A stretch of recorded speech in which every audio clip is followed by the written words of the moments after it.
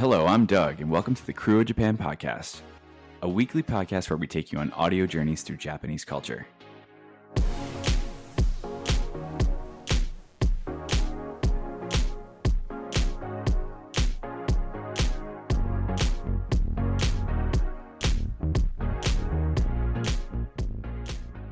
Welcome back to our podcast.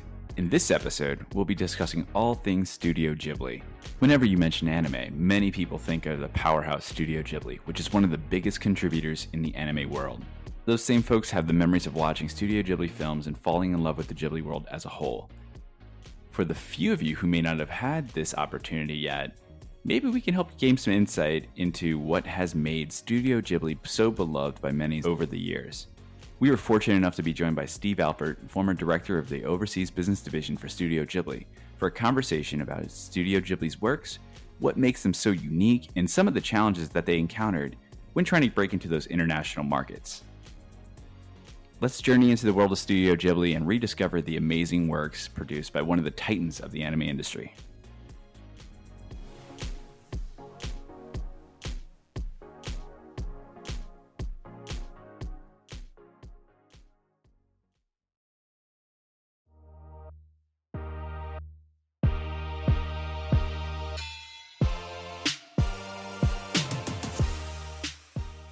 All right, so we're talking about Studio Ghibli today, guys. How are we feeling? Good. I love Studio Ghibli stuff. Yeah, same. I think right off the bat too, we have to settle something, right? And oh my gosh! I know. But we have to because didn't we fight about this in season 1? Well, it's not that this time. This time, good. It's for the listeners who are curious about it. What the question is, what is the proper pronunciation? Is it Studio Ghibli or Studio Ghibli? Because I hear this sometimes still to this day. Oh, that's a good question because I hear that too, like all the time. And I just have stuck to my guns and said Ghibli this whole time. Same.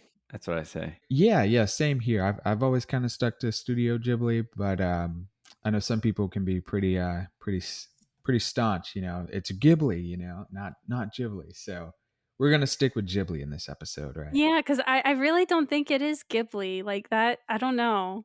Something don't sound right with that, to me personally. Yeah, I don't know. That sound isn't really...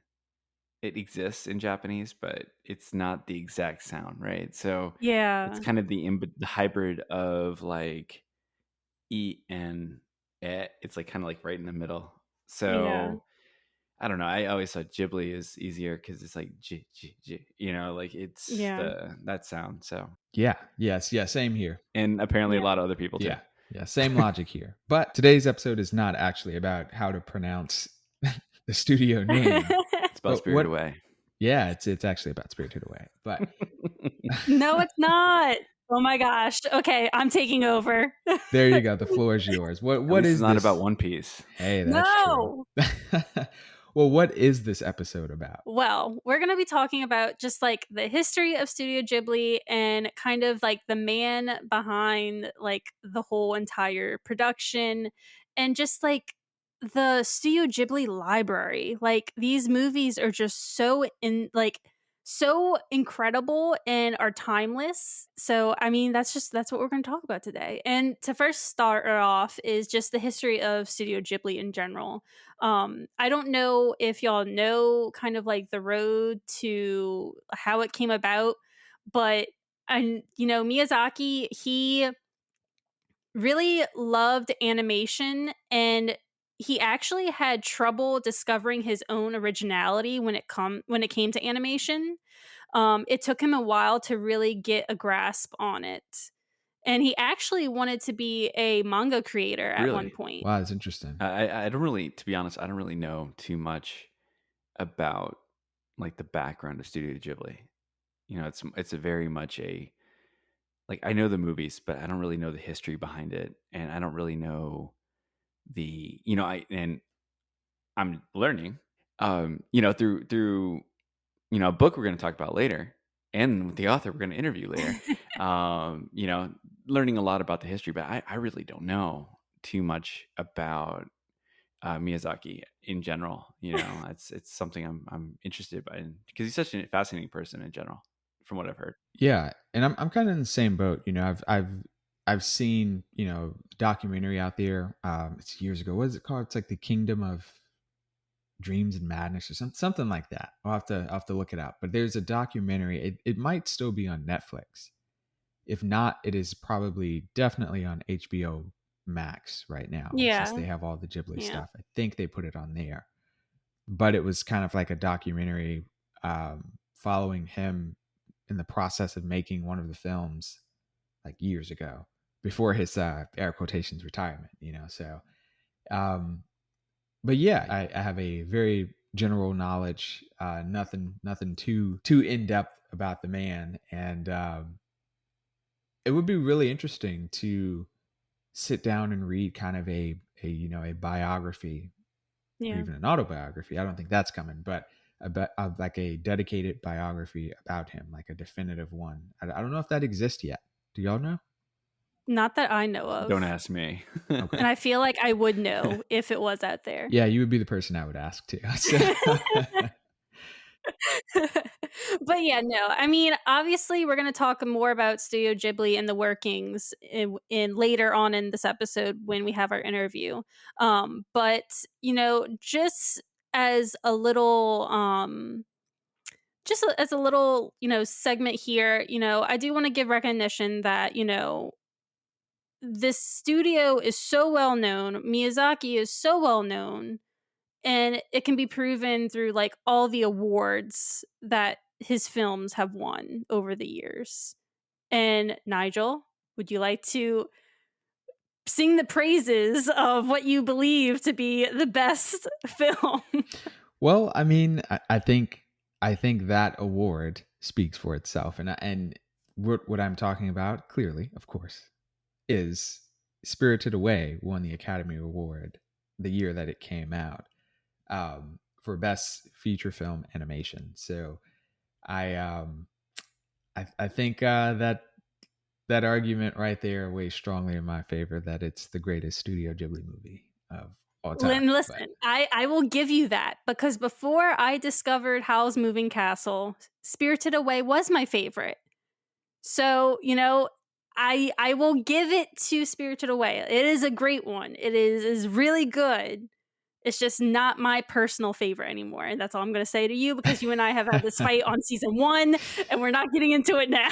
Right. Well, I think it's interesting, and we'll get into it later. But Oh, jeez. so one of the things I thought was interesting is that you said he started off as a manga artist, or wanting to be a manga artist, and he was very inspired by Osamu Tezuka, which we discussed in season 1, I believe, multiple times. He was the creator of Astro Boy and considered to be the godfather of modern day anime. So, I mean, with an influence like Tezuka, I'm sure so many young animators and manga artists were influenced by Tezuka's work. But I think there's probably a really good argument that Miyazaki probably he's come pretty close to achieving just as much greatness as Tezuka did. I mean, I think when history will look back on Miyazaki, the man, undoubtedly he'll be right up there with Tezuka as one of the most influential figures in Japanese anime ever. Oh yeah, for sure. And yet this man is, I don't know, something about him is just contradicting to himself, because Interesting. because he loves animation, and a lot of the times when people talk about anime, his films are categorized in anime. And it's so weird, because this man that we all know, who has created these amazing films, his views on anime are not that good. He doesn't have too much respect for anime and the anime community as a whole, honestly, from what we've heard over the What are years. some of his hot takes on anime? Hot takes is that he believes the fans are ruining like the anime industry, which is weird because the fans are the ones who are trying to save the anime industry. Well, I feel like that could be said for any type of audience driven hobby or entertainment. I mean, people say sports fans are the worst aspect of sports. Ah, So, like, because they are fans, they're fanatics for a reason. yeah. So they sometimes take something way more seriously than the author or the creator or the athlete or whoever ever really intended it to be. That person may have just drawn one little thing one way, and then there's like a someone's writing their dissertation on that, going deep diving, trying to figure out what the deeper meaning is. And it's like, nah, dude, it was just a rock on the ground. Like it didn't mean anything. And I mean, I think that's part of it. And again, I don't think it's specific just to anime. I think a lot of big name athletes and creators feel the same way, because every community has its toxic aspect to it, so, Mm, and that's the one that gets the highlight the most. And I think that that's the one that artists and people who create here, you remember the negative, you don't always remember the positive. So I'm sure there's a reason why he takes that stance, though. yeah, I get that. Yeah, yeah, that's funny that when you say it like that, it makes me think of Star Wars, Yeah, and yeah. Yes. yeah, Yes. how the fan reaction could be to that, and pretty much, people love Star Wars so much, and I'm included in that, but people loved it so much that they were so upset by the prequels, they arguably pushed George Lucas to sell the entire And franchise. now they hate the sequel trilogy, right? Right. So damned Right. if you do, So damned if you don't. Yeah. right. So I can see that element as well. Does he have any more hot takes that are notable to you, Jen? I mean, not really. That's really the biggest one. I remember when he made that comment, and specifically, I want to specify, when he said it, obviously he said it in Japanese. So he was talking about the term otaku, which is kind of like an anime fanatic, but otaku doesn't actually mean just anime. It means like an obsession with like anything. So he's just talking about like otakus of anime in general. Um, and otaku is very specific to Japan, not really the States. We've adapted it, but we kind of adapted the term in like a more loose fitting way. So I do want to specify that he was talking about probably his audience in Japan, not really overseas. But that's just my guesstimation, honestly. Yeah. Well, that actually helps a lot more because that does provide some context to it, and that I can see what how that can align a little bit more with what Doug was just saying. So yeah, when you take that into account, I can maybe see that. Yeah, and then another thing that, Miyazaki has been really famous for is his claims of retirement several times over the years. So is he currently retired? I mean, no, he's working on something. So Nice. he's not working fully by himself. I think the newest project that he's working on, he is working on with someone else, but he's still working. So like, I don't know, I think this man has claimed retirement like, I don't know, 3, 4 times already. I just don't know. I don't know what's going on over there. Maybe he's just going in and out of retirement whenever he's bored.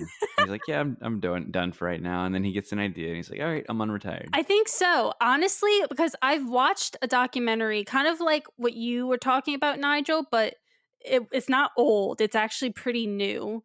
And actually, you could watch it on NHK World online. But, you know, he seems like a person who would probably claim retirement when he's like kind of fed up with something, and then like he gets this wind of creativity and inspiration and then comes back. Yeah.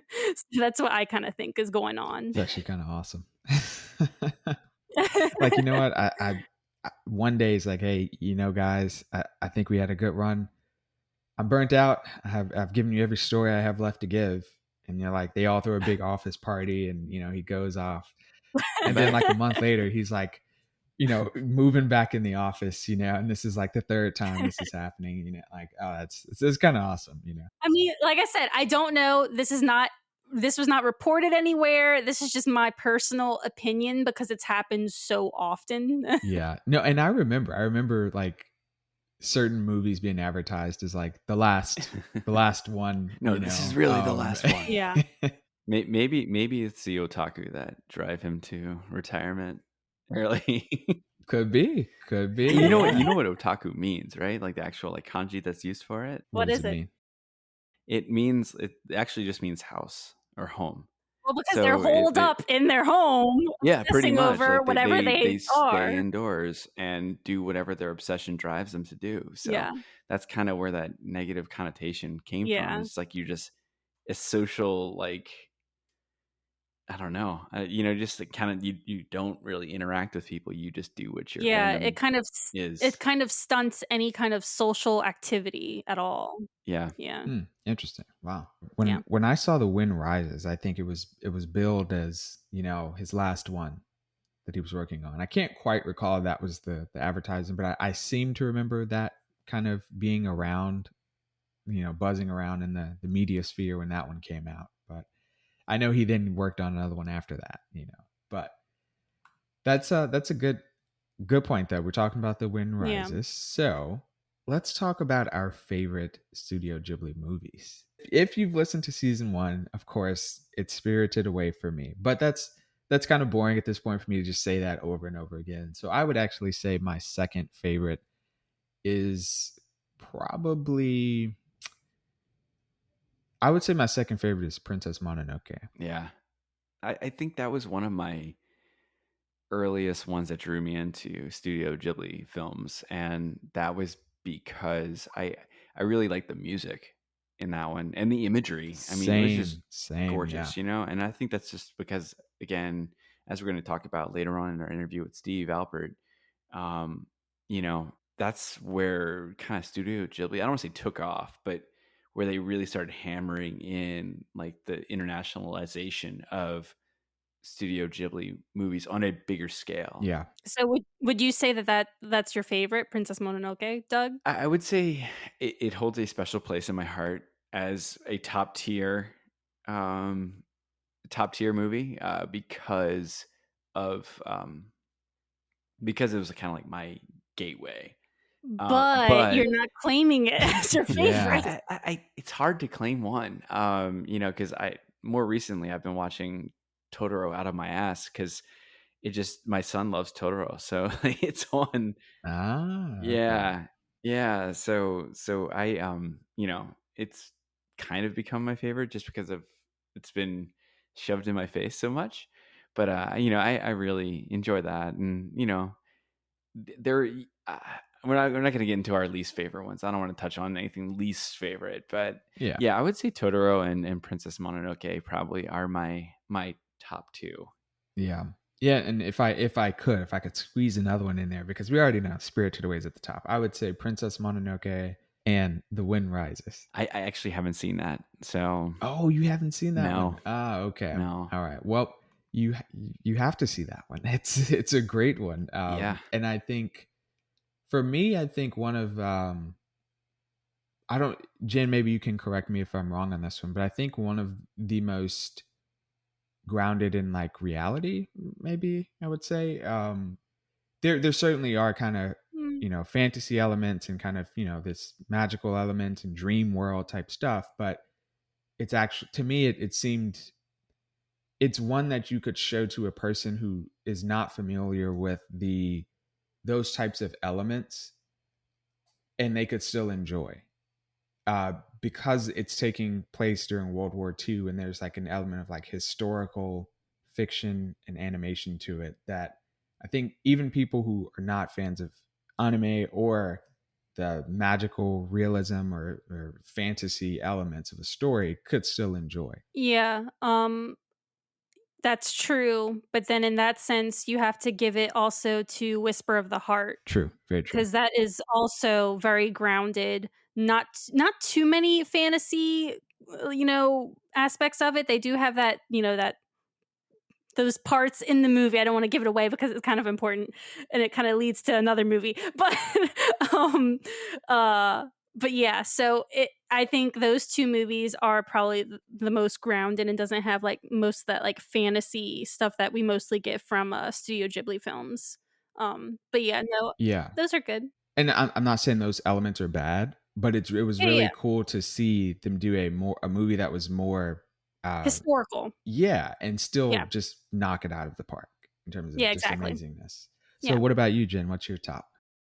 Well, kind of like Nigel, if our listeners have been listening to season 1 and if y'all heard our arguments throughout, I don't know, this podcast, Nigel and I have been having, my favorite is Howl's Moving Castle. I just love the fantasy of it. Everything was so perfect with that.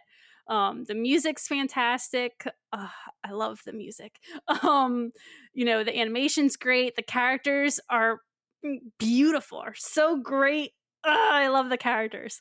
I don't know, something about characters for me hit home for like anything. If you have good characters, you have a banger story. Like that's the characters make it for me. But kind of like Nigel, that's no fun because him and I have been fighting over these two forever. So I will say my second favorite, which is no longer Spirited Away, because I have expanded my Ghibli Repertoire. as we could say. My second favorite is Return of the Cat. Um, very underrated, very like under the radar for a lot of people. Do y'all even know what that is? That's my question. No. Yeah, Is that one of his earlier films, or is that newer, or what? Well, it kind of connects with Whisper of the Heart. Oh, okay. Yeah, but yeah, I've you seen don't it. have to watch Whisper of the Heart to watch this film. Okay. They can work as two totally separate ones, but if you watched both, it's great to just know that the connection is there. But I really loved it. I actually watched that before Whisper of the Heart. So that even made it like so wild for me when I finally did watch Whisper of the Heart, because I was like, "Whoa, that's the cat! That's, oh my god!" Like I fangirled. I just went nuts. But yeah, that I have to say is probably my second favorite, right next to Howl's Moving Castle. So those are my favorites. Well, I was not expecting that. I know, I trust me. I understand. That film is probably like not on anyone's radar. Hopefully, some listeners out there know what in the world I was talking about, Yeah. and will appreciate the movie just as much as I did. But yeah, no, definitely love Yeah, it. no, that's a phenomenal choice. I was not aware that you rated it so highly. Wow, that's amazing. Yeah, yeah, I really loved it. It was great. It was a fun time. Wow. So one of the things for me that always just blows me away and captivates me with the Studio Ghibli movies are the soundtracks. You know, the Joe Hisaishi, the film scores this guy makes are just out of this world. I mean, they complement the movies so well. I There's some movies, Ghibli movies, I know the sound, like the theme and the music too, but I haven't actually seen the movie, because of just listening to like compilations of Studio Ghibli, music. And I mean, I think again, he'll have to go down as one of the greatest film score composers of all time, in my book at least. But if you've seen a Studio Ghibli movie, I mean, you can probably hum some of the music from that movie because it stands out so much. Do y'all feel the same? Definitely. Yeah. I mean, I know online there's like things that you can buy like music boxes that have like Studio Ghibli like soundtracks in them. I'm like, I want the House Moving Castle one. Yeah, I mean the music's just like you said, it's just so identifiable in terms of like you recognize that tune or that song if you've heard it or if you've seen the movies. Like even if you haven't, like you said, you just know they're just unique to each film.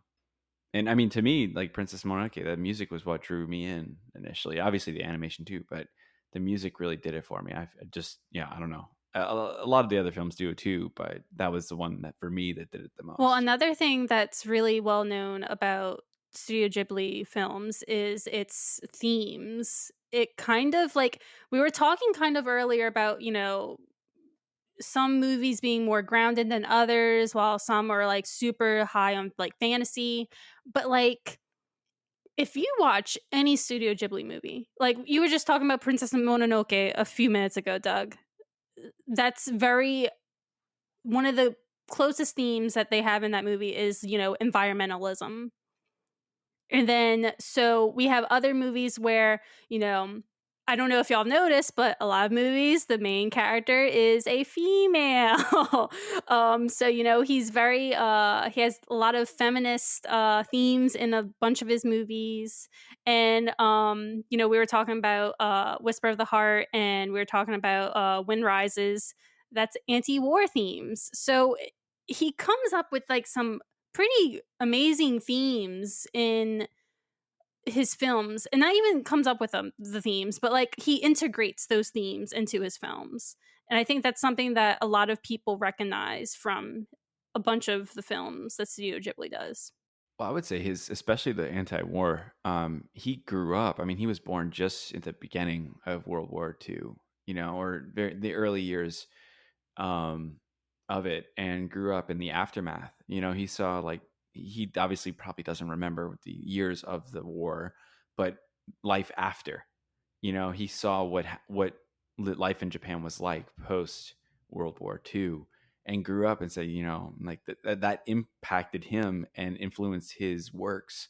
I think across all of his films, even the ones that aren't anti-war, you can kind of see him moving towards more pacifistic tones and undertones throughout the films. And he was born in, I think, 1941, I believe, and he might not remember, exactly what was going on at the time, but some say those are like the formative years, those first few years where it could have, subconsciously been ingrained in him, the things that he was seeing, and he might not even know why, he feels this way about these certain themes, but it could be those formative years which really left an imprint on him. Well, not only that, I mean, it imprinted on his family, and Yeah. they brought him up during that time. So the fact that he was brought up by his family, who were heavily influenced by those years, Right. and if I'm not mistaken, I think his family owned like an airplane manufacturer during the war. So, Mm-hmm.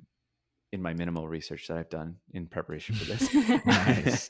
but yeah, if I'm not mistaken, like that was like his family's background, so there was Yeah. some kind of connection to the war internally with his family. So I'm sure that influenced him some way or another, and just his stance on war in Yeah. general.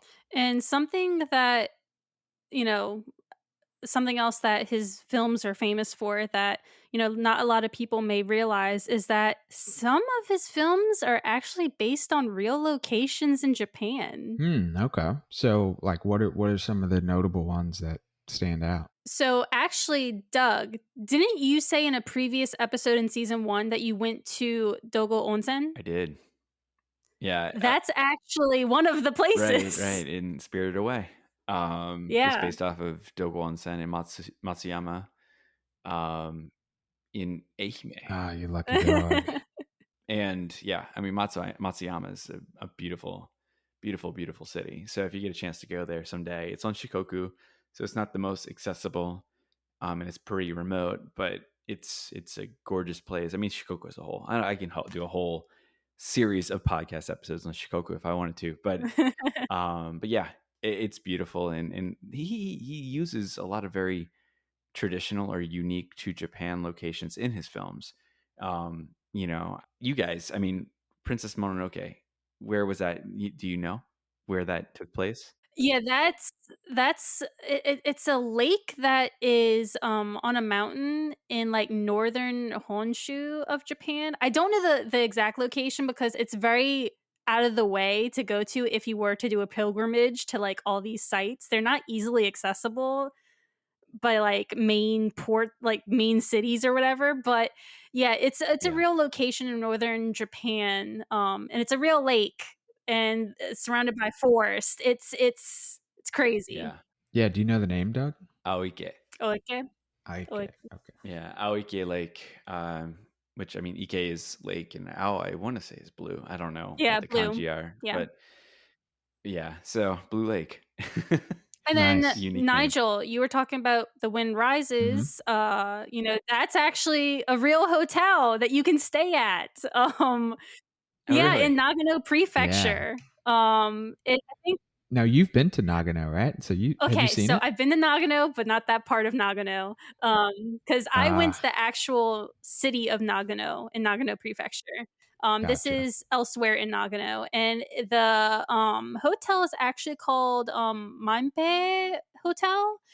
And if I'm not mistaken, I want to say like famous musicians and actors from the US have stayed at that hotel. Wow, pretty awesome. Yeah. So I imagine that when he makes these movies, it sometimes leads to kind of like a tourist boom to some of these places. Definitely. I remember when everyone finally realized Dogo Onsen was part of Spirited Away. I remember everyone was going over there to like take pictures and stuff. So yeah, definitely. And I think I see it on Instagram like once a week too, like different Japan photography, pages and stuff like that. So it's definitely really popular. It was really popular before that, but Yeah. yeah, it was like one of the most famous places in Matsuyama or in Shikoku, really. Yeah. So I mean, the fact that it was appeared in a Miyazaki movie, I'm sure, just drove more people to go over there. Definitely. And I mean, like probably when I was saying that, I was thinking too, really a lot of like foreigners Yeah. too, Yeah. like that maybe didn't already know of these places. You like it probably drove a lot of like, international Yeah. tourists, to visit some of these places that probably wouldn't have done so Yeah. before. And like there's another one. Are y'all familiar with Ponyo? Unfortunately, Okay, good. Doug, you and I have the same sentiments. I unfortunately know about Ponyo as well. I've never actually seen it, but it's kind of like Nigel Oh, was you saying, lucky dog. like Nigel was saying earlier. You know some of the music from just hearing it. You don't even have to see the movie to know it, and that's one Yeah. of those for me because when I was teaching on Jet, that's when Ponyo came out, and like every second or third grade class in elementary school that I traveled to was like learning the Ponyo song Yep. going into their like school festivals. So every time I go to school, it'd be like every day you hear Ponyo, Ponyo, just the Sakano no Yeah. Ko song, and it's like, oh God, not again. So Yeah. yeah, it kind of Save drew me yourself away from save wanting yourself to the see it. trouble. Yeah. Oh, really? Don't watch it. Yeah, no, it was bad. I hated it. Oh man, Doug, can you sing it for us? No, this isn't. It was Yeah, worth a no, no, shot. no. Give me in karaoke, maybe. But for those who are Ponyo fans, because they're out there, I had a friend in college who loved that song and loved the movie, and it was really annoying. But it's an actual real location that was inspired by a port city in Fukuyama, which is in Hiroshima Prefecture. Miyazaki actually used this city as like an escape to like really collect himself, and that's when he really got inspired to write Ponyo. Aw. Did not know that. Wow, that's interesting. Yep, there you go. So he must have hated the place. No, I'm just kidding.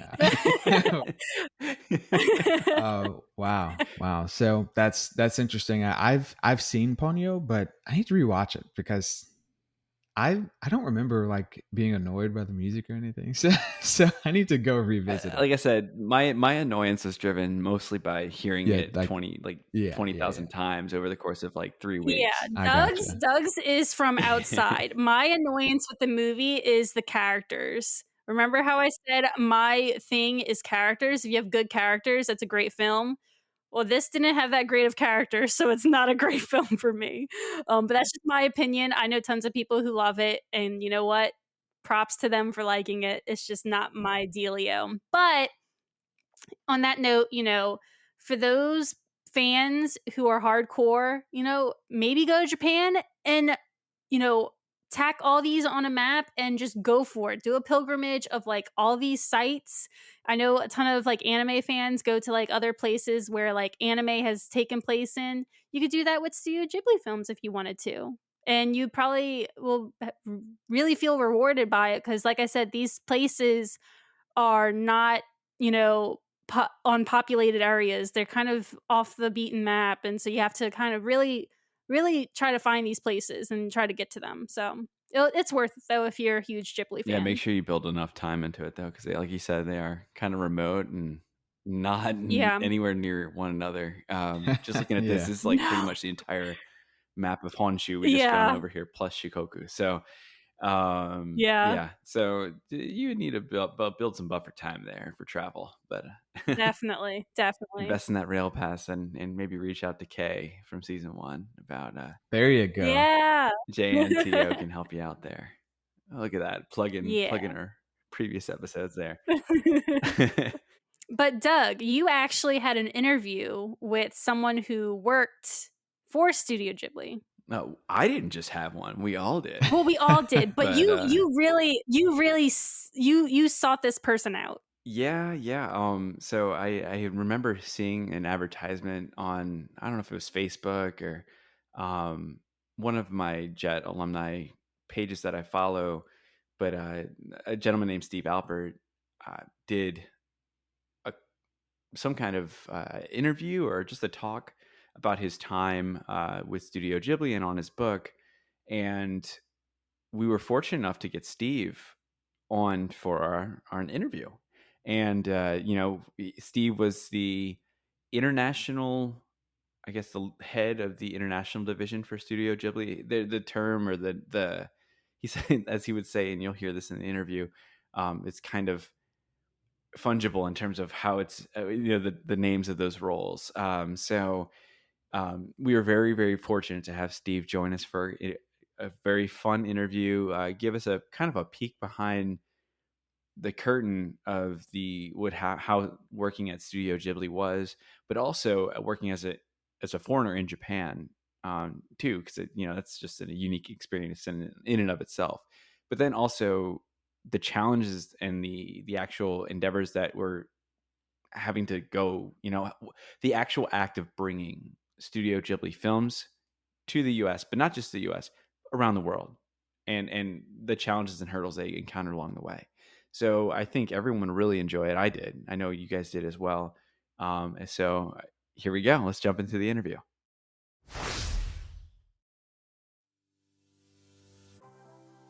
So today we have with us the former head of the international division at Studio Ghibli and author of Sharing a House with the Neverending Man, Steve Alpert. Steve, welcome to the podcast. Thank you. And what do you say when somebody welcomes you? Hi. There you go. Konnichiwa. Konbanwa it is here actually, but that's okay. Oh yeah. Before we tend to jump into the meat and the meal, we have a little bit of an appetizer. Because in New Orleans we love to eat. So before we jump into that main topic, a lot of times we ask our guests to share a connection to New Orleans if they have one. Have they been, or if so, like what was their fondest memory or your funniest or most unique memory? And if you haven't, that's okay. What's the first thing which is the first thing that comes to mind when you hear New Orleans? So actually, I'm really glad you asked that question because it reminded me of something I'd forgotten about. I have been to New Orleans. Oh yeah? New Orleans, however you want. New Orleans, we say it. It was about somewhere between 10 and 15 years ago when Yoshiyuki Momose, who was then the head of computer graphics at Studio Ghibli, which is, I can tell you then, and maybe not now, it was a very lonely position because it's pretty well known that Hayao Miyazaki doesn't like computer graphics, and back then he didn't like to admit that they used it in the films. So he was invited to a conference in New Orleans, and they needed somebody to go with him to do the translation. And I'd always wanted to visit New Orleans. I'd never been before. I was looking forward to the food. And when I was in college, I heard Preservation Hall Jazz Band. These guys, I always wanted to see them play, visit the French Quarter and sample some of the food. So I volunteered to go with him and be his translator. Awesome. Yeah, it was great. I loved it. So we had dinner at the Commander's Palace. Is that a place? You're going to make fun of me because it's probably like a tourist place. That's one of the more popular, more famous ones in the city. Yeah, I would say so as well. Yeah, like it's good for customers who go there to eat, and it's also good for like employees. I haven't heard one employee say anything bad about working there. So it was absolutely great. It was wonderful. I remember what I had. Speaking of food, we started with the Creole gumbo, Texas quail with bourbon sauce, and for dessert, bread pudding souffle with, I thought it was Jack Daniel's sauce, but maybe it was just whiskey sauce, but it's a great meal. And next day I had to be his translator. And apparently he was the only person on it was a really major conference, some kind of a technology conference like Comic-Con, only for techno geeks, kind of thing. Yeah. And, but it was a big major one. And Momose-san was the only one who didn't speak English, and they weren't really prepared for that. So he had his whole presentation. I translated for him into English, and he did it in Japanese. But instead of having me sit next to him, the panel was like kind of a curved dais, and they made me sit way at the end, and I couldn't see him, and the sound system wasn't working. And for some reason, he decided to change the order of his presentation. So I could see the images on the screen, but I couldn't hear what he was saying. You have to imagine you're the translator. You're supposed to be translating. They turn your mic on. Everybody's looking at you. And I had no idea what he was saying. So it was like, his translator's nightmare. Really, it went as badly as a translation could possibly go. There's no redemption to this story. It was just a disaster. I tried to make up things based on the images on screen, and I could tell by the way people were looking at me that it wasn't making much sense. So I remember that. I remember the great meal at the Commander's Palace, and then I was looking forward to a dinner in the French Quarter after that. Ran into somebody who both Momose-san and I knew, who was the president of Disney TV Animation in Japan. And he was adamant about, he said he heard about all the famous food in New Orleans, but he wasn't going to be sucked in. He was going to have an Italian food at an Italian restaurant. And the second night we had dinner at probably one of the worst restaurants I've ever eaten in my entire life. Some Italian, some really bad Italian restaurant somewhere. And then we had spaghetti meatballs, which you could have had any place in the United States. But for the most part, except for those two bad parts, it was a wonderful experience. I loved New Orleans, and the Commander's Palace is really a memory that stands out the most. Be the ambassador for Commander's Palace in Japan. I mean, yeah. is it still a good menu? It was great. Is it still a good? I mean, well, okay, I did a little research and I knew what the best stuff was supposed to order. But is it still a good restaurant? I mean, oh yeah, it's not like I just said I went to Tokyo and ate Benihana's or something like that. No, it's one of the marquee ones in the city. So you went to a good one. It was good. I mean, however it is now, it was good then. It's a good meal when you remember it 10 to 15 years later. Right. I can't even remember what I had for lunch.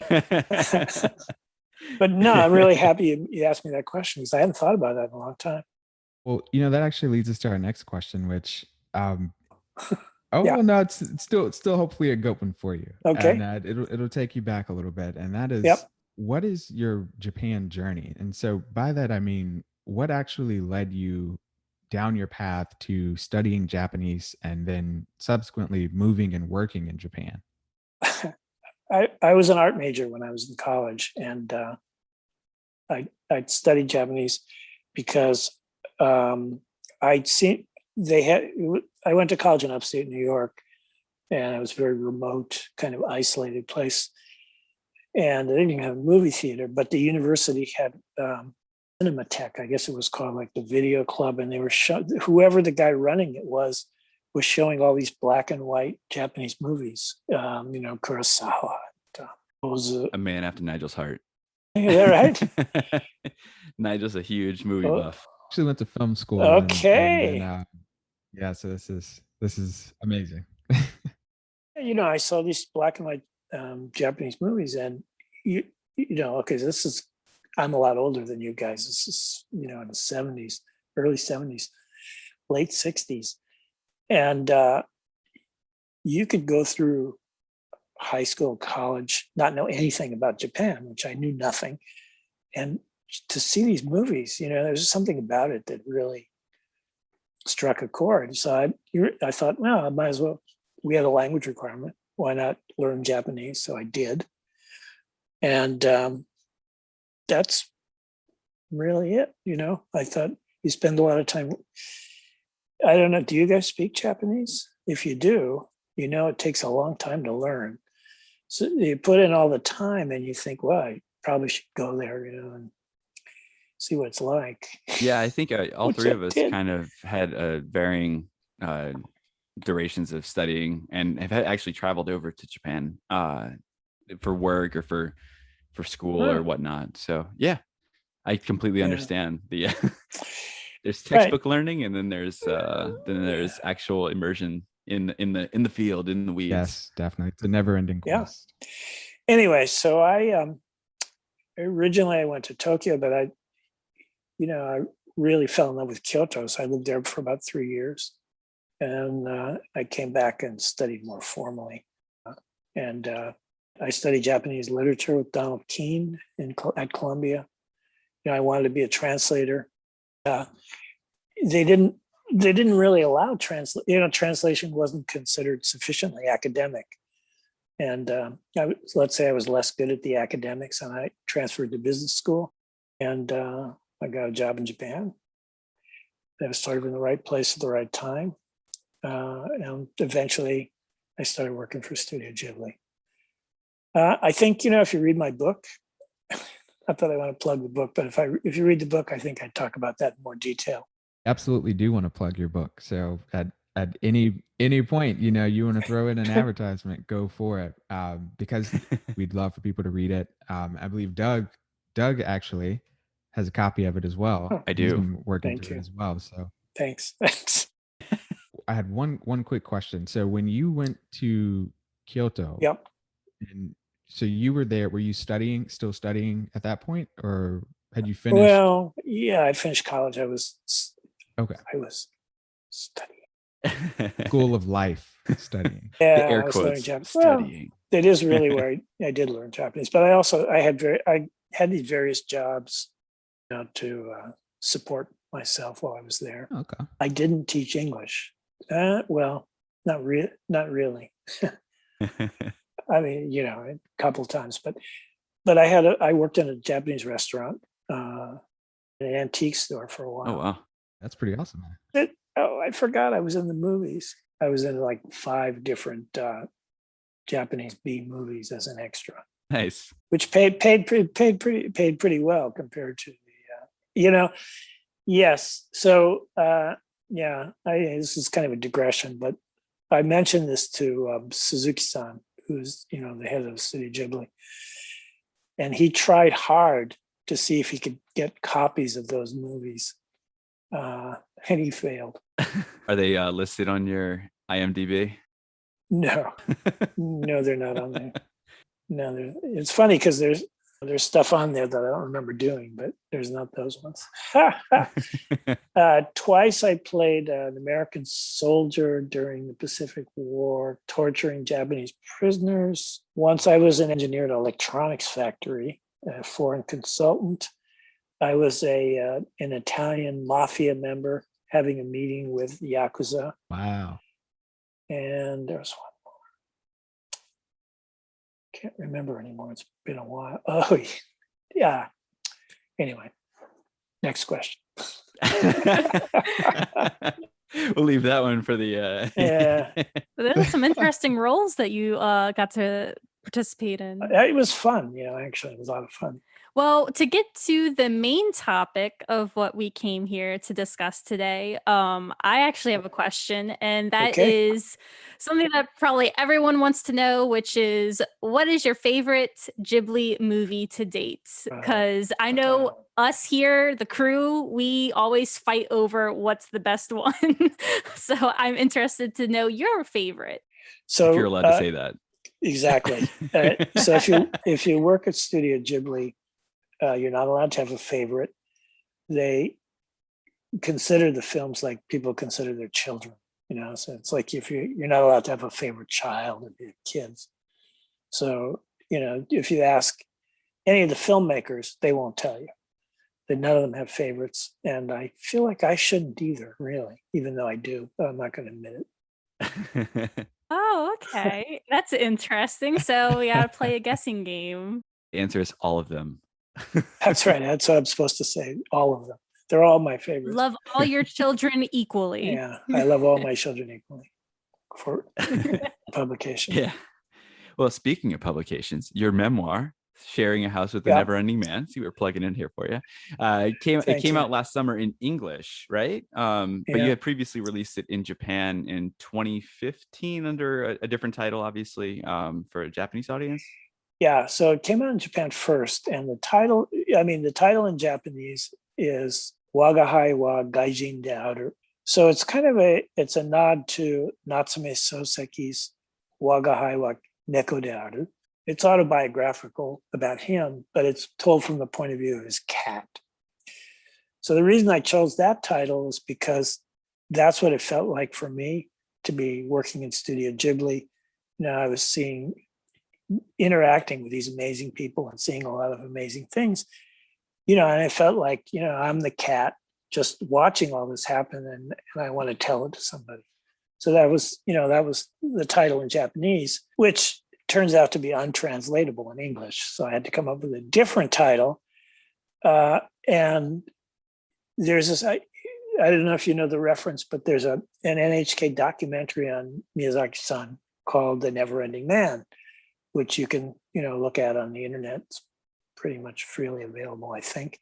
Yeah, it's on NHK World online. I've watched it several times. Right. So that's what it felt like for me. I chose that title because that's exactly what it felt like for me to be working with Hayao Miyazaki like that, like the camera or the guy, whoever it was behind the camera interviewing him. You just sit there and he talks and you hear this amazing stuff and you just want to, you want to share it. It really is what it is. It feels funny to be by yourself talking to him and hear this stuff and you think, wow, I should tell somebody. And he's very genial. And I noticed in that particular documentary, he didn't seem to be in a good mood that much. It was right. You watched it. But usually he's in a much better mood. He makes you coffee and he just when he's in the mood, he just talks and he tells you these things and you're thinking, wow. So that's why I chose the title. Kind of a long explanation. Yeah. I mean, the book itself, I like Nigel said, I have a copy of it. I picked it up a few weeks ago and was planning on reading it, but work kind of caught life and work and home renovations kind of caught up to me and took all the extra time I had away. So I haven't been able to finish it yet, but I know it details your experiences working with Ghibli and trying to help them get into international markets. So well, can I just want to interrupt there, but I should also say, working with Ghibli is part of it, but the other part of it is, since you read it, you probably know, the other part of it is what it felt like to be a gaijin in a completely Japanese company. Yeah. And also the thing that nobody talks about is Yasuyoshi Tokuma, who was just, do you know, I don't know if you got far enough in the book to know I got a couple of introduction segments about him. Yeah. He's the kind of the Tokuma Shoten, like the CEO of sorts, right? or the CEO the right word? I don't know. President. Well, it's the right word, but it it's the right word, but doesn't quite capture him. Gotcha. He was just such an extraordinary character. I just thought somebody should, write something about him, because without him, there would have been no Studio Ghibli. He was the guy who financed the studio and basically said, you guys are making the movies, you do whatever you have to do, and I'll give you the money to do it because I think you're great. That's awesome. Yeah, I mean, he had other ulterior motives besides that.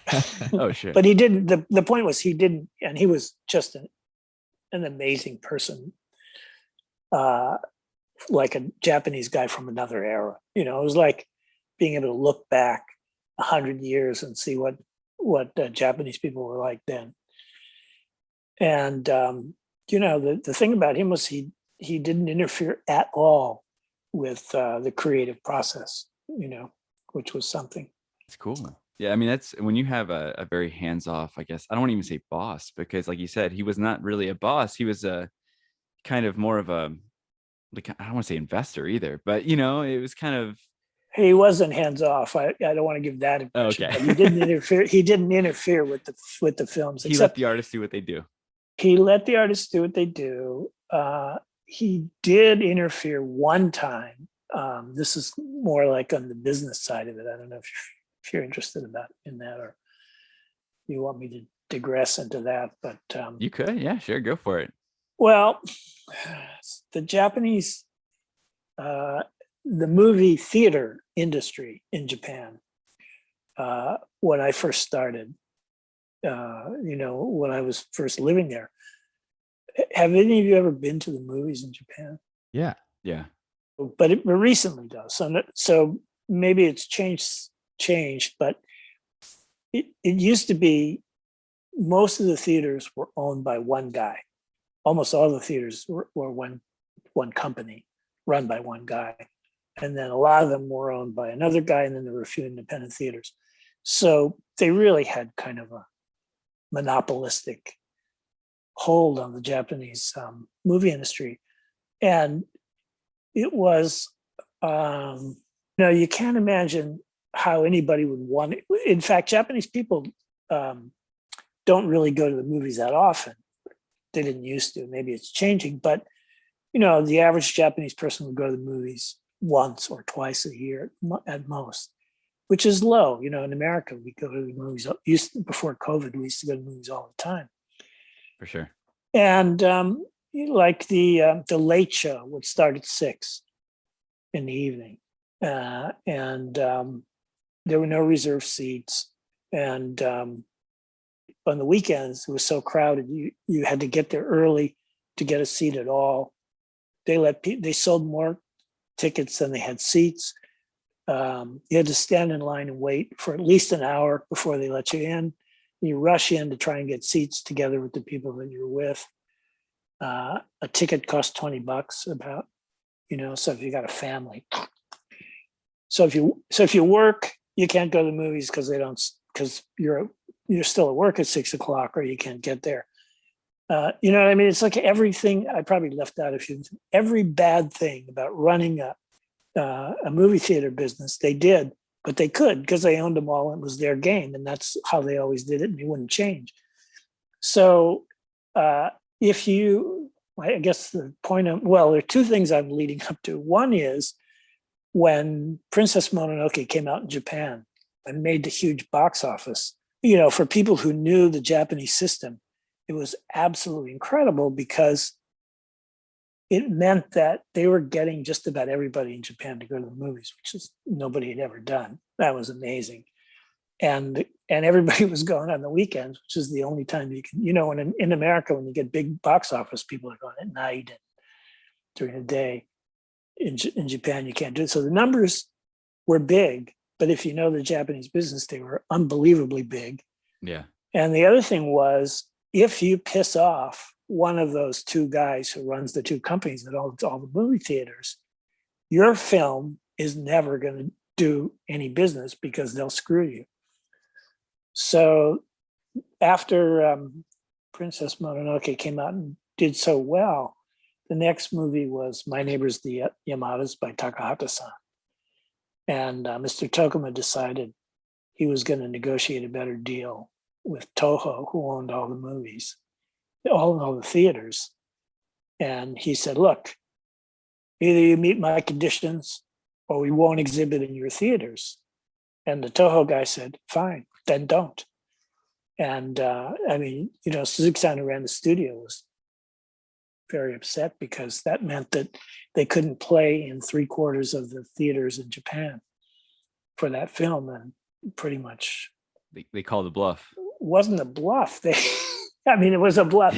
It was an ill-conceived threat. Let's say that. Yeah, I was gonna say maybe not so much. No, you're bluff, right. It's more of a threat.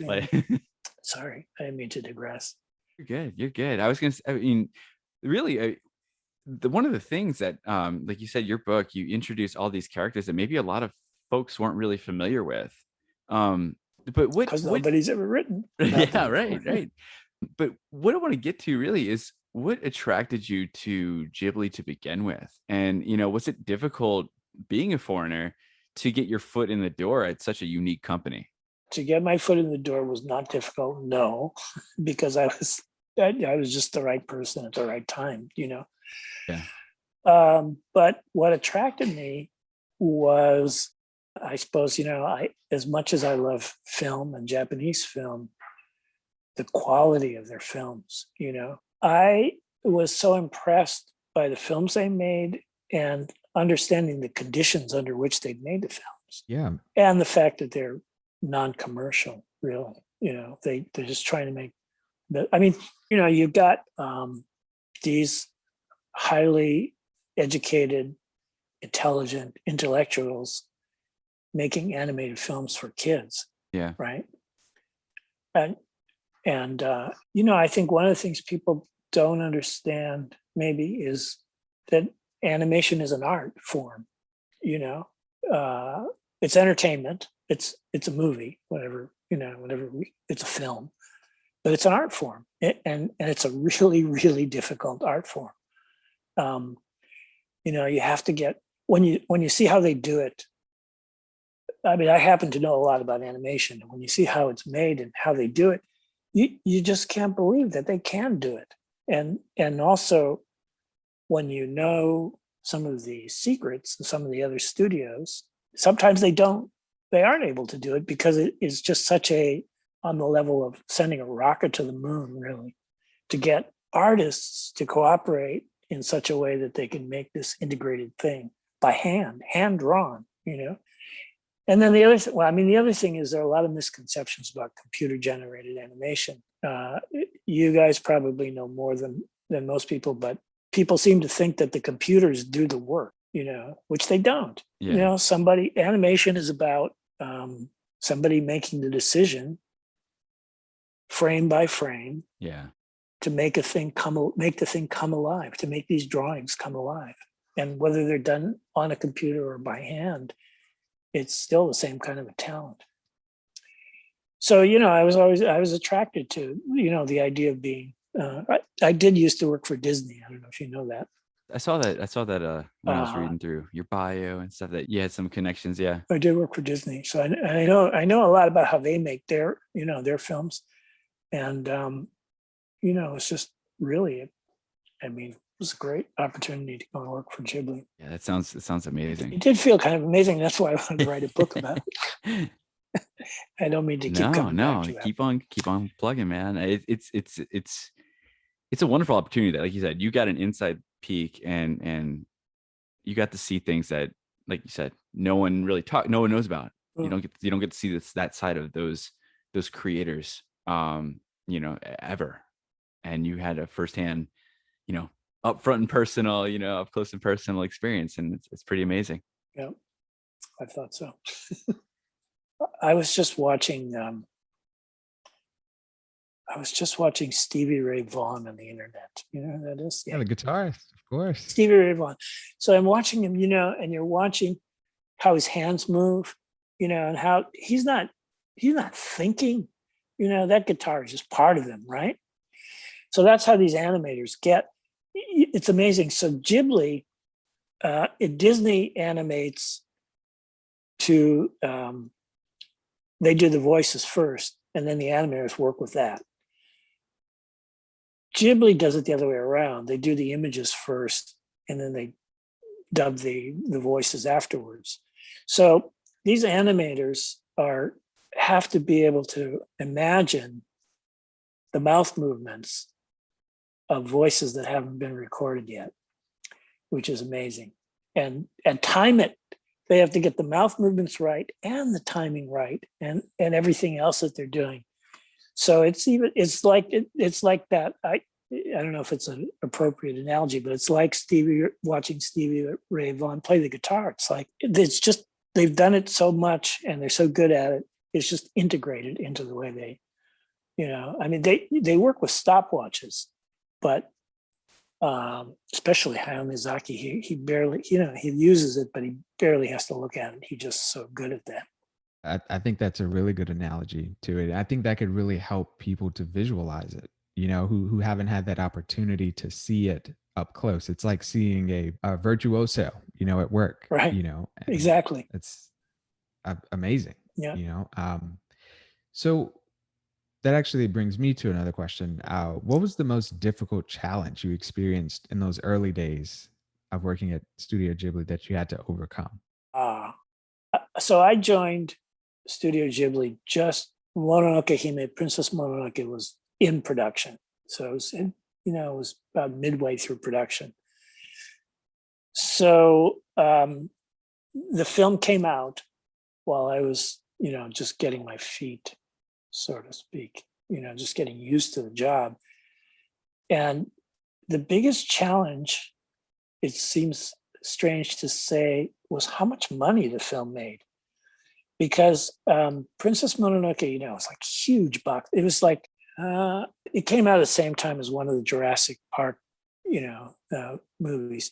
So if that's a blockbuster, even in Japan, it's a huge movie. So Jurassic Park is like a 20-story building.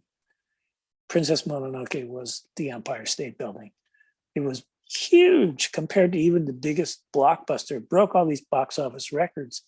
And that attracted the attention of the international American press, American TV, international TV, and everything, So basically, because of the amount of money the film made, the box office, we sort of attracted the wrong kind of attention. I mean, in other words, Ghibli films aren't really mainstream Hollywood films, and so the kind of the independent distributors that we were trying to have distribute the films, they were worried that that they weren't, this was the kind of film that not really their kind of thing because it was so commercially successful, and the commercial studios that really didn't understand the films were interested because of the money. Does that make sense? Yes, that makes sense. Yeah. So that was the problem. The people that I wanted to talk to weren't sure they wanted to talk to me, and the people that I didn't want to talk to really wanted to talk about, distribution. Wow. Yeah. So that kind of, that's interesting because that brings up what I was going to say in follow up to that was, how would you describe the receptivity of the business, of Ghibli's movies outside of Japan? And what was kind of the image? Was it a negative image that was associated with anime in those early days? So it depends on the country. So in France, absolutely couldn't want better. It really? was Wow. they get the films, they love it. Wow. It's their kind of thing. They respect the films. They exactly what you would want. In the United States of America, we work with Disney, and I think we were all kind of surprised how much effort they spent trying to make the films not look Japanese. And it was a time when it was really cool to be Japanese. A lot of Japanese anime was coming out, and people were beginning to appreciate the style. Disney really, if you look at, for example, I don't know, in those days it was video, video cassettes. But when they released it on video, the art style, if you've seen the packaging and stuff, you could see they really they didn't want it to look Japanese. They tried to make it look more American. It feels like an approach that may have gotten more traction back in like the 80s or like old, maybe 2 decades prior. But at that point, like you said, anime was starting to take off, and like you said, you would think, you would think, but I mean, Disney was our distributor for a lot of places, and they are more conventional wisdom. This is the conventional wisdom. We understand our consumers, and this is what they like. Sure. Did they have a say in the marketing? Marketing, yeah. Oh yeah. Yeah, like were they targeting in a more, I don't want to say mature audience, but was it targeted more towards children for Princess Mononoke specifically? Well, that was the other problem. I mean, the two main problems when you're talking about an animated film and a foreign film. So in the United States of America, the Americans don't really like to read subtitles, and foreign films are subtitled because, so in every other country in the world, films are dubbed into their native into whatever language it is. If you go to France, it's all French. If you go to Germany, it's all German. Japan, it's all Japanese. But America, we don't dub. So there aren't people that dub into foreign languages. And because there aren't people that dub into foreign languages, there aren't people that do it really well. So in France, they do it so well that you don't really even realize you're watching a film that isn't originally in French. Jean Reno was Porco Rosso, and Hayao Miyazaki said he was better than the Japanese guy who did it. He loved it. He said, yeah, this is how it's supposed to sound, But in America, we don't. Oh, I was going to say, when I lived in Japan, I used to watch Star Trek in Japanese, and I thought, man, it's way better in Japanese than it is in English. I might have to try that because I love Star Trek. So. Oh, it's great. It's great. Anyway, but sorry. Oh, I can't even imagine Star Trek in Japanese. Yeah. I totally recommend it. Anyway, so it's not dubbed, it's subtitled. Americans don't like subtitles, and then animation is for kids. Adults aren't going to watch animation, so that limits your market too. Yeah, those were the real hurdles, I guess, in America. England was a little more like France. Scandinavia, there was Germany. But really the most resistant, I guess, to foreign films is the United States, in my experience. Wow. That's not totally shocking, I guess. No. Yeah, you ask a lot of people, how many foreign films they've watched, here, and it's just not as big of it doesn't have as much interest, Now I think with anime and things like that of recent times, that's a little different when you come to shows, but with movies, I don't know, it never seems to be a thing. But you have to read the subtitles, and it does take away from it, because especially animation, right? Because it's art. And I would feel that when we were subtitling Ghibli's films, it's like you're writing on the people are looking at these subtitles. They're supposed to be looking at the screen and seeing the art, but you're making you're making them read subtitles. Shift focus, right? Yeah, that's for me. That's my struggle. Because I've studied Japanese for a while, and I lived over there for 4 years. So I like to listen to those movies just for practice, just to keep that exposure out there. And I still put the subtitles on because I would like to understand what's going on in case I can't pick up something. But I agree, it takes away, it moves your eyes down to the bottom of the screen and away from really where you should be paying attention. Your cinematographers put a lot of work into that image, right? Yeah. Right. And in a lot of the movies you're watching, they're doing a great job. Yeah. So. You were talking about translation and getting these films, and especially outside the US, into the native tongue of whatever country you're traveling into. how involved were you in those translation processes, especially being someone who was interested in translation? Like your foray into Japanese, you wanted to be a translator.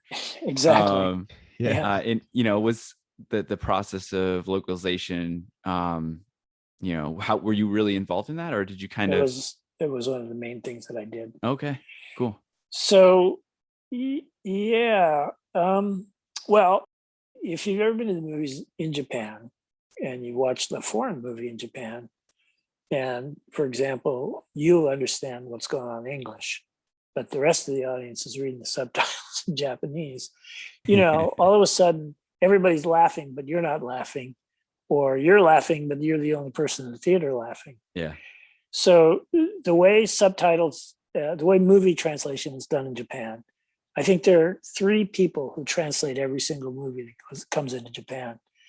And each one of those people does it all by themselves, and no one ever checks it. Wow. So, I realized that, I really wanted to, like you said, I always wanted to be a translator. But I tried to put my own ego aside, and I thought, what you really need to do, you definitely need a native speaker of the language you're going into, but you need a native speaker of the language you're coming out of too. So you need at least 2 people, and we always used 5 people to do the translations. I did have what's the right last say or ultimate authority over the final thing, sign off, whatever, I don't know what to call it. But there were always 5 of us, at least, and we all would do it together, and we took it seriously. And I think that's important that somebody checks for one thing, and not just one person goes. One of my Japanese teachers at Columbia once told me that he worked part-time as a film translator, and one of the things he remembers translating was that there was an expression in the film, a bull in a china shop, and he translated it as a cow in a Chinese person's store, and that went into the movie, Yeah, and nobody caught it because nobody checks. Wow. So yeah, literal translation, right? Literal translation, and also there were some. No one had ever done the Ghibli films properly, so for commercial purposes to sell them, they do have to be subtitled in English. So I had to do it, and I wanted to do it, and we did our best to do it. Yeah. Right. And then for the dubbing, what we did was we created a literal translation. So when you can imagine, if you know enough about Japanese, there's an example in my book where if you're doing a subtitle, that subtitle can only be as long as what's being said on screen, because it has to match. So the Japanese is this long. I can't see my fingers. They're there. The Japanese is this long. The English is, much longer. So, what are you going to do about it? You have to make you have to make choices. You have to make compromises to do it. But when people are dubbing into different languages, they need to know exactly, what the real translation is. So we did a literal translation that wouldn't fit on the screen. Typically what they would do when they translate, say into French, they would take the English and they would use the subtitles. But that doesn't really do it, because you're making these compromises that work in English but may not work in French. So for every language, the model they used was the literal translation, the literal English translation. Does that make sense? I mean, it does, because you would think like you lose. You're basically playing like the telephone game. You're passing along a message, right? Yeah. Like you kind of like pass it to one person, that person has to tell the next, and that person has to tell you when you translate from Japanese to English and then English to French or whatever. There's that, but also, you don't have that many people who translate Japanese to Norwegian. But you True. have a lot of people who translate English to Norwegian. So if everybody's using the literal translation, the good, correct literal translation to do their dubbing scripts, then you're theoretically in good shape. Yeah. But the English version I worked on myself. I mean, me and other people, but including the dubbing scripts. Did that system of translating it to the English version and then using the real direct translation for the other languages, was that a system that it took y'all a few movies to get, or was that something you started doing right out of the gate? Yeah, it took a few movies to get. So in the book, I describe what it was like to do. Well, the learning experience was Princess Mononoke. With Miramax, and Neil Gaiman wrote the original script. That was the real experience. I mean, we did everything you could do wrong. We did wrong, and that's how we learned. Best teacher right there. Yeah, It's the only way to learn sometimes. Yeah. That's the best teacher. So I got a quick question for everyone here. I'm putting everybody on the spot for a second. What was the first Ghibli movie you've seen? I'll start with Jen. What was your first? My first one, actually, it's kind of funny because we were just kind of talking about it. I know Ghibli because of Disney. I was watching Kiki's Delivery Service on the Disney Channel, and that was my first Whoa. introduction to Ghibli. Wow, that's Yeah. great. Yep. What about you, Nigel? I believe mine was. I'm not 100% sure. I could have seen one earlier than this, but I believe it was Spirited Away. Yeah. Well, Steve, what was your first Ghibli movie? My first Ghibli movie was Nausicaa, the Valley of the Wind, which I loved. I actually have that on Blu-ray or DVD or whatever. I have it downstairs. I have it on DVD. I haven't watched it. I have it. I never watched it just because I just never Oh, gotten around good to for it. you. You're in luck. Blasphemy. I'm saving the best for. You got it. Oh, your favoritism is showing. You got a Steve, wonderful right there. experience. Well, yeah, that, and I know how difficult it was for them to make that. But yeah, it was. I only heard good things about it. I only heard good things. It's an amazing movie, really. It's good. And you brought up Disney Channel with Kiki's Delivery Service, Jen. I remember watching it when I was in, I think it was middle school, when that came out on Disney, and I didn't even know it was a Studio Ghibli movie. I didn't know it was Japanese. I just because, like you said, Disney kind of branded it to scrape a little bit of that away. I don't know. I mean, you did see the Studio Ghibli opening screen. It was blue. It had Totoro on it. Now, after the fact, I know that it's Ghibli. But when I was watching it, I didn't know that I was watching a Ghibli movie. I just thought, oh, Disney Channel cartoon, sweet, and I liked it. And but the kid in me, I don't know why, but I knew it was different in some sort of way. It wasn't your standard Disney movie or anything. So I knew something was different and special about it. I just didn't know what it was until later in life.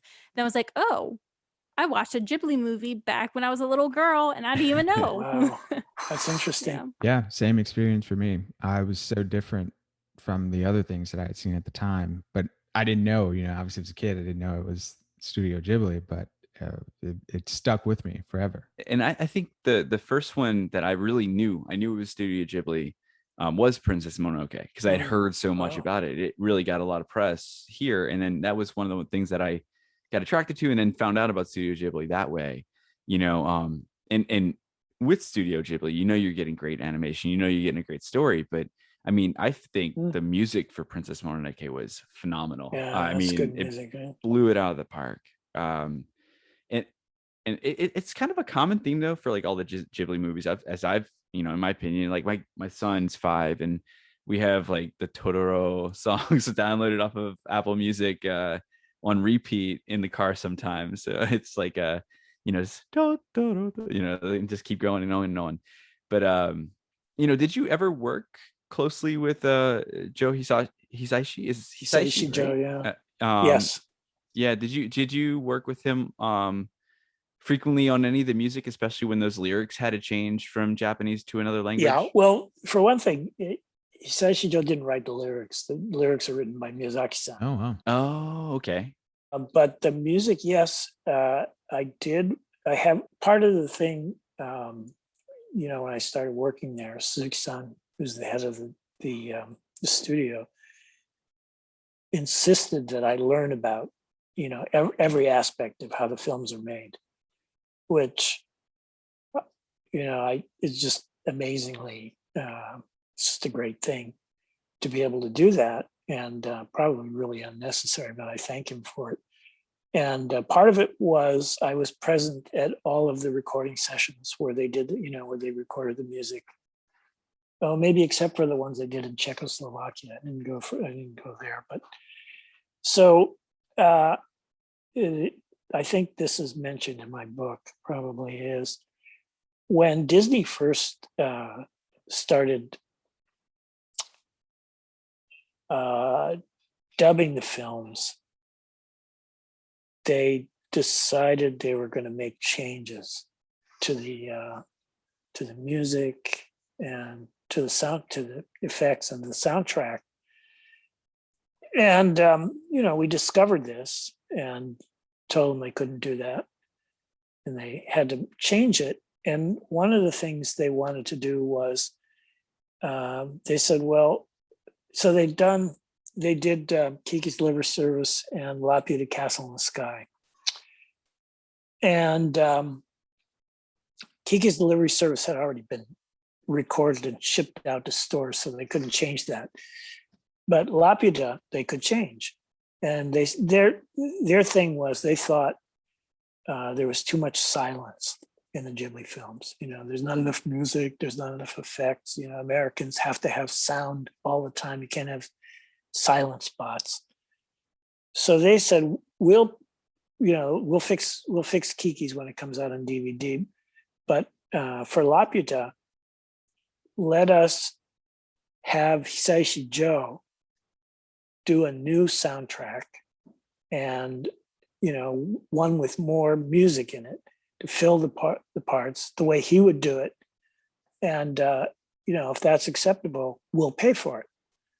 So they, Suzuki-san said sure, because they had to get permission from Hayao Miyazaki, and they thought Hayao Miyazaki is going to say, no, I don't, you're not touching it.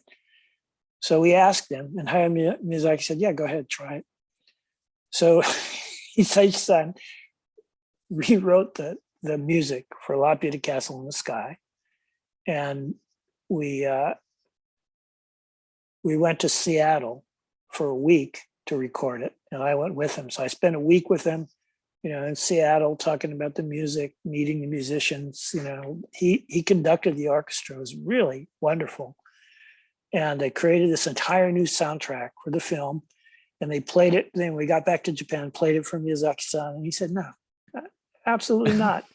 And I, to this day, I'm not really sure what happened to it. Maybe it's like, bonus material on their Blu-ray or something like that. But it was a great experience because Hisaishi-san, they asked him, they said, okay, we think this is the problem. How would you solve this problem?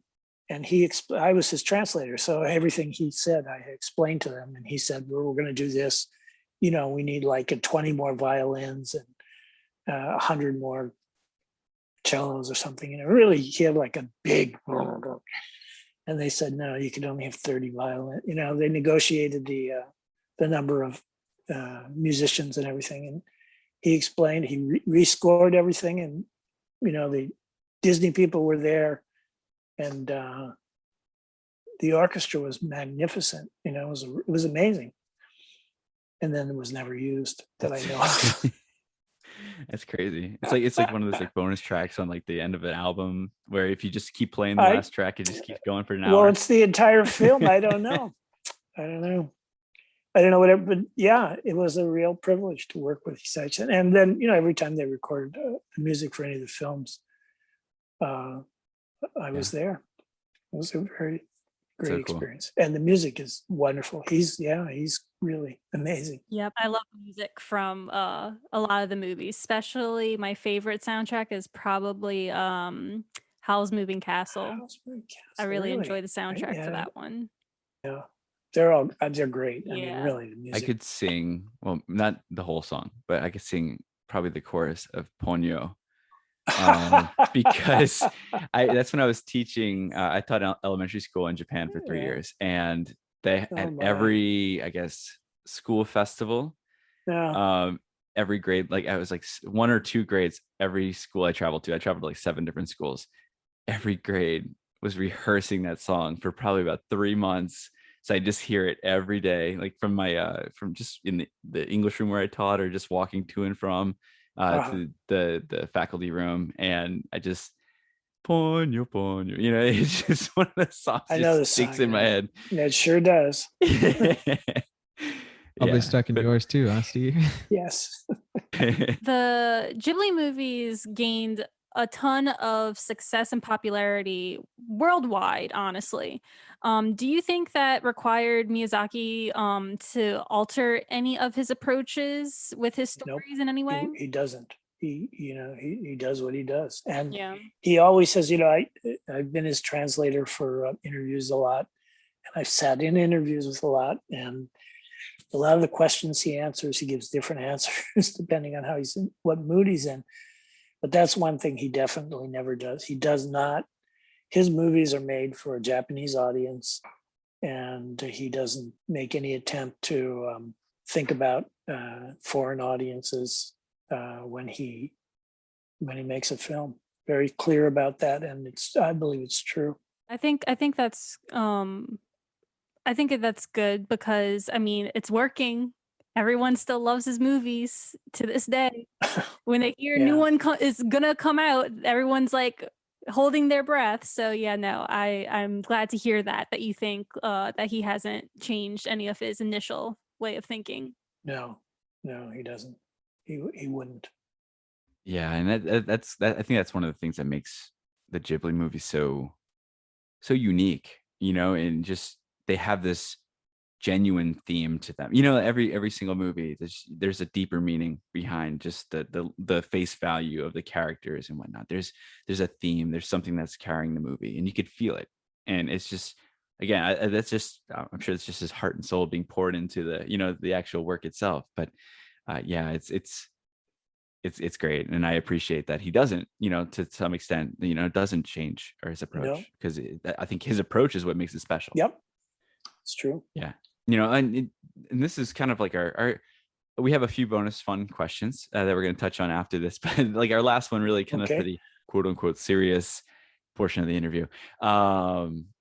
Do you still keep in touch with anyone from Ghibli regularly, or do you do any like kind of consultation work when they need international assistance with things? Yes. Okay. Yes. Is that like small projects? Like, is it more just setting up deals with like companies or organizations, or is it more just like translation type work that you've done with them? Translation sometimes. Sometimes I've been asked to accompany people who travel and go with them and translate. Okay, cool. When was the last time you've been over to Japan? Well, the last time I was in Japan was in 2013. Yeah, 2013. It's been a while. Well, hopefully we all get to travel back soon, right? Yeah, I'm looking forward to it. No, I was a character in one of the films. I don't know if you know which film was that? I know. I forgot the title. I know which one. The Wind Rises. Okay. Wait, what character? I love that film. Wait, what? Oh, really? Yeah. I was a Castorp, the spy. Okay, I'm gonna be looking. I'm gonna be looking for a character. Well, I did the voice in Japanese. Oh. Yes, I did the voice. I was, Miyazaki-san asked me if I would be the voice. I thought he was kidding. Yeah, I did the voice, and the character is based on me. If you look at it again, you may notice that it resembles me, although I thought he made my nose too big, but he and also the character is a spy. It was great. It was a great experience. I mean, I've been, I'm always present at all the voice recording sessions, because I have to be able to tell the people in other countries as much as I can about, what he's trying to do and what kind of character and that thing. So I would always be in the voice recording session. So I've always seen how it works, but then I had to go on the other side and, be an actual voice in the film. It was a great experience. That's awesome. I need to watch it again. Your book, if I'm not, that's the cover of your book, right? Right. I was about to say that's the character on the cover. Oh, right? yes, that's the character on the cover of the book. I forgot about Wow. that. And I wrote in the book what it was like to be the voice. Wow. That's cool. You've been immortalized in a Studio Ghibli movie. I mean, that's amazing. Yeah. Yeah. Immortalized and made fun of in one of the scenes. You'll see me if you watch the movie, you'll see me in shorts chasing a paper airplane. Because I used to during the summer, at lunchtime I would change into shorts and go out and have lunch and walk for exercise. So Miyazaki was making fun of me. One of those little jabs. He's like, I know he'll pick up on this. I know you'll get it. Yeah, but I guess he I don't know. He chose me. That's how he thinks of me, as a spy. There's the lone foreigner working in their company. There's Alpert's son, watching. How's he doing over there? No, thank you so much for coming on and taking the time out in your evening to talk Ghibli with us, talk your experiences with us, talk your book. My pleasure. That's great. Well, thank you, guys. And just like that, this week's journey comes to an end. Thank you so much for tuning into our podcast. In today's episode, we discussed the fantastical world of Studio Ghibli and had an amazing conversation with Steve Alpert, former director of Studio Ghibli's overseas division. Hopefully this episode inspired you somewhat to dive back into the world of Ghibli films. And if you have some time, check out Steve Alpert's memoir, Sharing a House with a Never-Ending Man, 15 Years at Studio Ghibli. You can find it on Amazon or Kindle or wherever you buy your books. Check out your local bookstores first. They probably have it, and if they don't, they could probably order it for you. So what's your favorite Studio Ghibli film? Which film are you going to go check out now that you've heard this podcast? Share with us on Instagram and Twitter at Krewe of Japan Podcast. This on Twitter is KREWEOFJAPAN, and on Instagram it's KREWEOFJAPAN PODCAST, Krewe of Japan Podcast. And check us out on Facebook. Give us a like, follow, retweet, share, whatever you want to do, and let us know how you're enjoying the podcast, or if you have suggestions for future episodes. We're all ears. That's it for today. Until next time.